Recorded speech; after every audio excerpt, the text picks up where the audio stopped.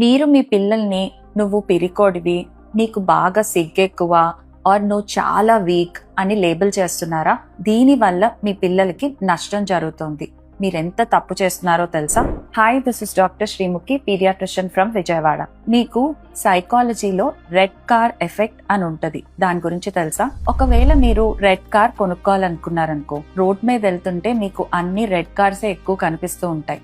దాన్నే selective attention అంటారు. అంటే రెడ్ కార్ గురించి ఆలోచిస్తున్నారు కాబట్టి మీ బ్రెయిన్ కి ఎక్కువ రెడ్ కార్స్ కనిపిస్తున్నాయి. అలాగే మీరు పిల్లల్ని నీకు సిగ్గెక్కువ, నువ్వు వీక్, నీకు ధైర్యం లేదు అని అన్నప్పుడల్లా వాళ్ళ బ్రెయిన్ అదే సిగ్నల్స్ తీసుకుంటది. దానివల్ల వాళ్ళు అలాగే బిహేవ్ చేస్తారు. మరి పేరెంట్స్ ఏం చేయాలి? పిల్లల్ని అలా లేబుల్ చేయకూడదు, వాళ్ళ బిహేవియర్ ని డిస్క్రైబ్ చేయాలి. ఎగ్జాంపుల్, వాళ్ళు కనుక నాటీగా బిహేవ్ చేశారనుకోండి, యు ఆర్ నాటీ అనకుండా నువ్వు అలా చేయటం కరెక్ట్ కాదు అని చెప్పండి. అదే విధంగా వాళ్ళు స్కూల్లో బుక్ మర్చిపోయారనుకోండి, యు ఆర్ కేర్లెస్ అని తిట్టే బదులు నువ్వు బుక్ మర్చిపోయావు, నెక్స్ట్ టైం అలా చేయకు అని చెప్పండి. అదే వాళ్ళు మీ చుట్టాలు వచ్చినప్పుడు వాళ్ళని గ్రీట్ చేయలేదనుకోండి, నీకు సిగ్గు ఎక్కువ, యు ఆర్ షై అని లేబుల్ చేసే బదులు నువ్వు వాళ్ళని గ్రీట్ చేసి ఉండాల్సింది, బాగుంటది, వాళ్ళు కూడా అప్పుడు నీతో క్లోజ్ అవుతారు అని చెప్పండి. So labeling a child